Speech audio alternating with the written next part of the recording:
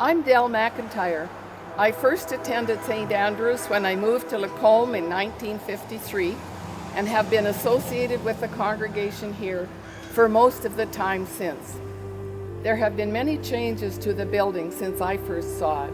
It grew in several stages to what it is today, at each step testing the stewardship of time, talent, and finances of the faithful.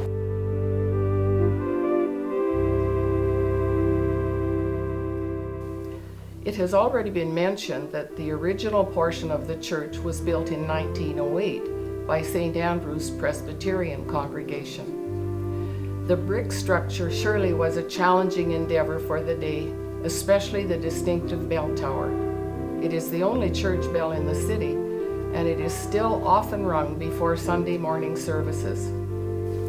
In the years following World War II, it became increasingly evident that we needed more space for our growing Sunday school population. Many of the classes had been meeting in the church hall, formerly Grace Methodist Church, which had been built in 1894. The building was deteriorating badly and it lacked modern plumbing. Teachers lamented having to take the little ones out through the snowbanks to the outhouse on the alley. Board members were pondering their options, given that there was no place to expand on the original property. Then in 1955, the adjacent lot to the east became available. It was purchased for $10,000 and planning for a new building was quickly underway. By the fall of 1957, the freestanding Christian education building was completed to the point where it could be used. Though the interior was unfinished, it provided badly needed space for the 357 children enrolled in Sunday school that year. Before the CE building was complete, active members of the congregation were visualizing a link that would join the new construction to the church. It was to provide space for a kitchen and a meeting room that we call the parlor. The upper level was to be office space for the ministers and secretaries. The completed link was dedicated on May 1st, 1960. In 2002, a major renovation of the link gave us an attractive new central entrance, a washroom on the main level, and a lift capable of carrying caskets to the sanctuary. The lift is regularly used by folks with walkers and wheelchairs. The new space on the upper level provides a bright office with south-facing windows. During the 1960s, interior work in the CE building and connecting link were completed. Work in the basement saw restoration to the space under the sanctuary and construction of Sunday school rooms in the new area.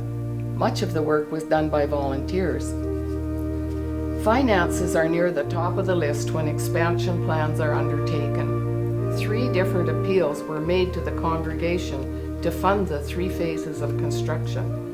Members were asked to make a commitment over a 3-year period.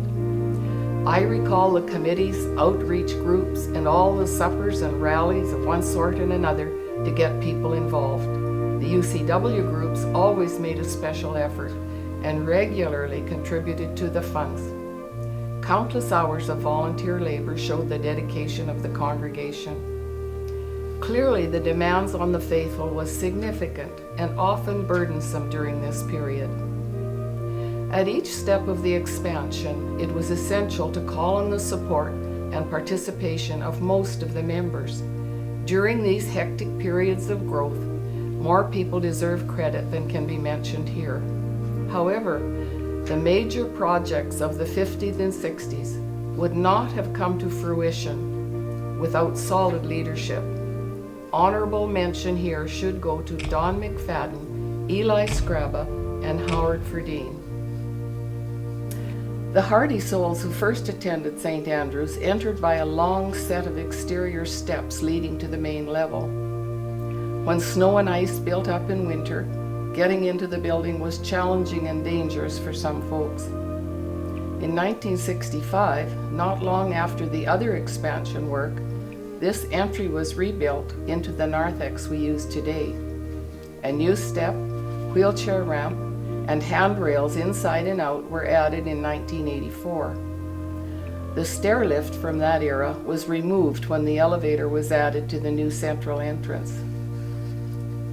The original sanctuary featured a small and rather closed-in choir loft and a platform capable of holding only the pulpit and 2 chairs. By the late 1990s, we felt the need for a larger, more open choir space and pulpit area.